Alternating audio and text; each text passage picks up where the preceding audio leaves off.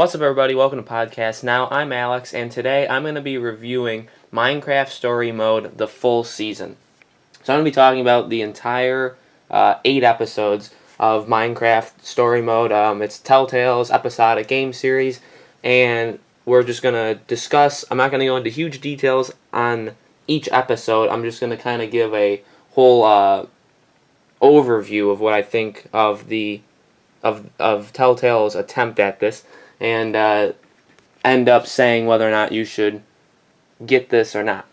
So, let's talk about Minecraft Story Mode. So this is a weird game. It's a weird series, and I think everybody thought that when Telltale announced that they were making it. It seems like a cool concept, but it's also like, why? Why do you have to do it? I'll come out and I like this series. I don't want to sound like I'm absolutely bashing it, but it is extremely weird that they went this way.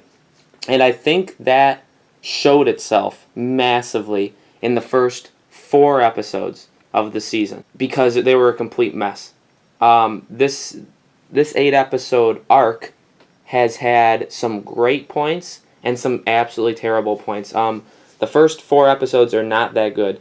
You really have to push through them, especially like the first 2. They're not that good. You have to push through them in order to get anywhere.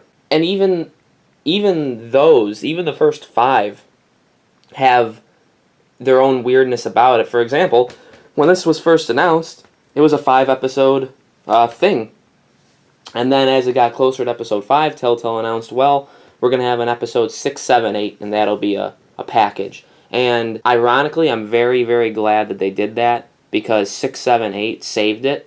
Here's the thing, 6, 7, and 8 are really, really good episodes. Like, I had a ton of fun with each of them. I think they're each individually very, very, very good. They're very strong. They're very unique.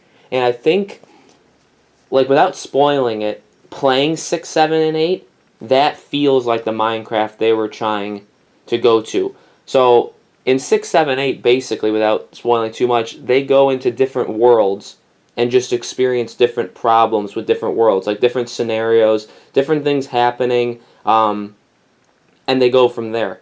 That's really good. The first 4 episodes have this whole story arc, and it wasn't that good, and they were still trying to introduce you to it, and it just, like, the characters, and it just felt all really, really weird. And then at the end of episode 4, episode 5 really set up 6, 7, 8. Episode 5 was also unique in its own way, where it was separate from 1 through 4. Really, they could have made 2 seasons, and it could have been episodes 1 through 4, and then 5 through 8. And I don't actually understand why they didn't do that, because 1 through 4 are their own thing, and then 5, 6, 7, 8 are really these 5 sets up them, but 6, 7, 8 really stand on their own, where you don't really have to play the other ones to, especially 6 and 7, you don't need to play any of the other ones to, like, have fun with it.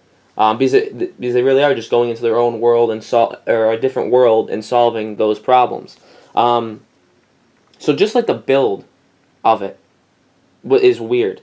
And the back half saves the front half. Which is why this, like I said, this series is, I like it overall, but overall it's a very, very mixed, it's a very mixed Telltale project.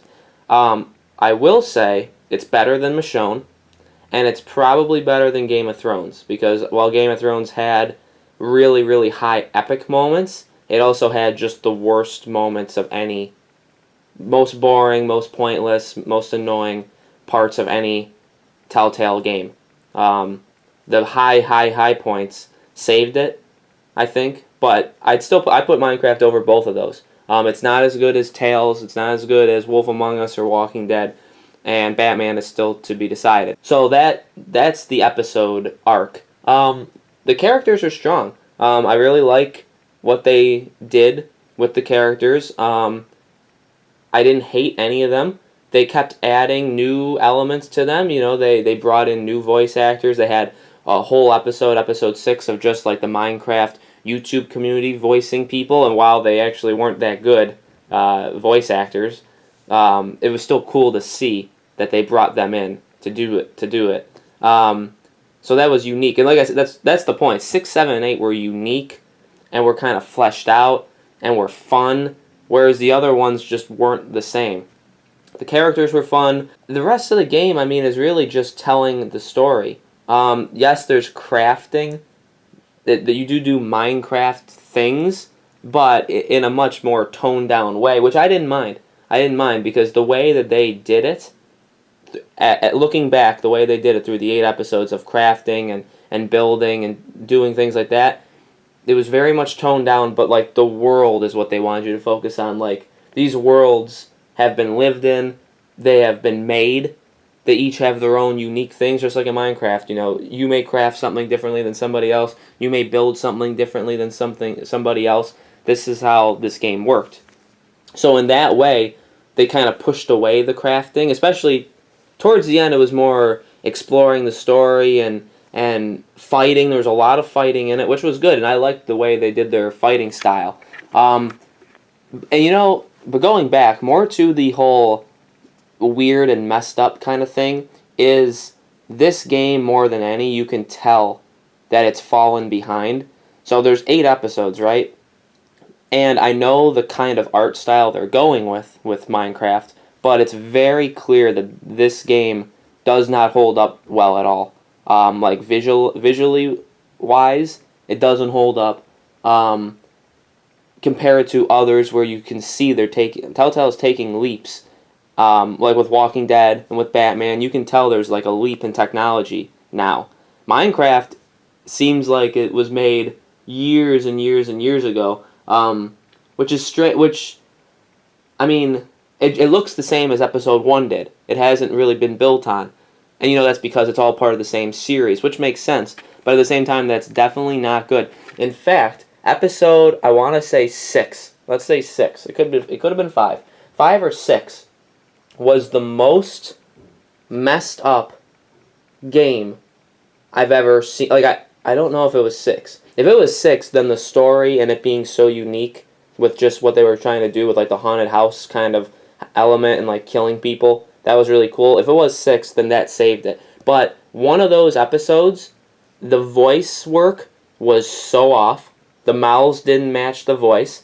I play with subtitles always on in all my games, but so Telltale too.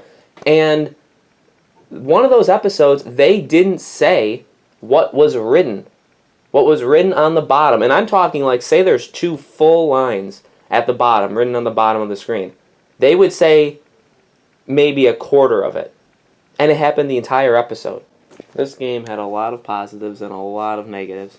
And I think the positives do outweigh the negatives, but you have to be patient and you have to be willing to get through it. I think there is something fun to be had in this series, and I think that while it was sort of unnecessary for Telltale to make, it wasn't a stupid decision, and it wasn't for nothing.